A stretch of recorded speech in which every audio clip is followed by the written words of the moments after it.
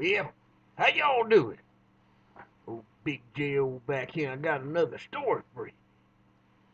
Why, I know all y'all remember back in the 60s when everybody had 'em a hot rod, and we get to go downtown on Saturday night and show them things off and have a few races.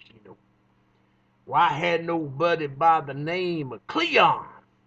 And old Cleon, he was a poor boy, and he couldn't afford to buy or fix him up no fancy hot rods.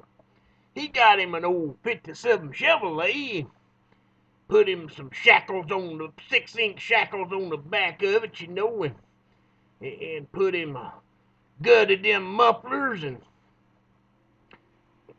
put in some wide tires on it, and he rigged him up a accelerator spring, to make it lope. And he'd go around the local hangout, and pat on that accelerator and make it low. He said, "Boys, I got me a big motor in this thing. This here big cam I got in this thing will make it run now."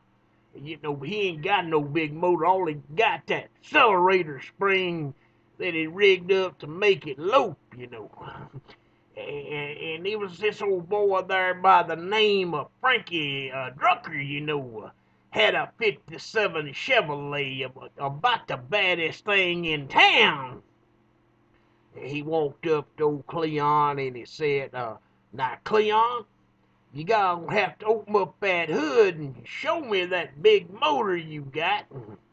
And old Cleon thought to himself, he done got himself in a bind, when he said, "Old Frankie, I done built this big motor and this cam and everything, and I ain't gonna open up the hood and show her to nobody. My secret's gonna stay with me."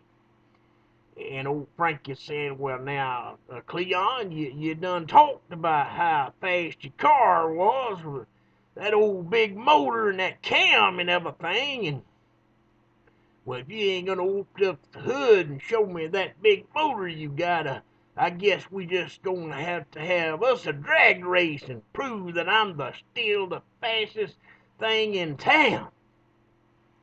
Well, I thought to myself a little bit. We didn't want no Cleon to lose no face on this thing, so I walked up to him and I told him, "No, Cleon, I tell you what you do. You go on over there and you talk to old Frankie and set up the statistics of this here drag race, and me and the boys will go over and take care of that car for you." So he went over there to talk to old Frankie about where we gonna have the drag race and set up the statistics of this thing. And me and my old buddies, them old Barnes boys, we even rode they bad. We slipped up behind old Frankie's car there, and we got up under there, and we chopped some taters up that we had dug out of my uncle's tater patch, and we stuffed his tailpipes. Took us an old stick and jobbed them way up in there real fur, And we took us some axle grease and we rubbed it into the groove of his tires so them old tires would spin and give our old buddy Cleon a better chance against him. And we all took off to the drag racing air. We got down to the drag racing air, and we got out there in front of them and took 'em off, and old Cleon took out of there. I mean, he was a-looking good, boys. And old Frankie sat there, he patted down on that accelerator. Old Mo go boo boo boo boo boo boo. He wasn't doing nothing frying them taters back there in them tailpipes. And he was a-spinning there, that old axle grease is slicking them tires up real good. He eventually got started and took on down the road there after Cleon.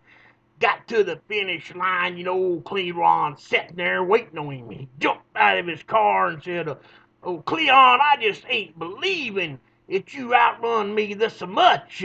I got to see under the hood of that thing now."